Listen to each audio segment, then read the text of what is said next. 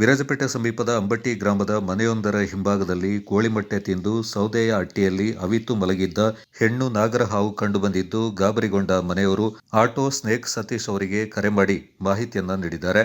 ತಕ್ಷಣವೇ ಸ್ಥಳಕ್ಕೆ ಭೇಟಿ ನೀಡಿ ಸೌದೆಯನ್ನ ತೆಗೆದು ಸುರಕ್ಷಿತವಾಗಿ ಹಾವು ಹಿಡಿದು ಬಾಕುಟ್ಟ ಅರಣ್ಯಕ್ಕೆ ಬಿಡಲಾಗಿದೆ.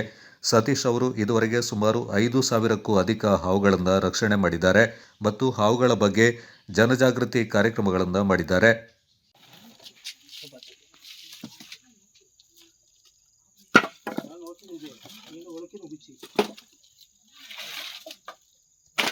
ಏನೆಲ್ಲ ನಾಳೆ ಕತ್ತಿಗೆ ಕೊಡು ಕೊಡು ಕೊಡು ಇದಿಲ್ಲ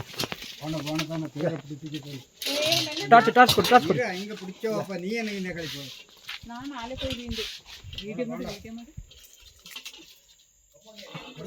ಬೈಲಿ ಕಿರಣ್ பிடிச்சதாச்சு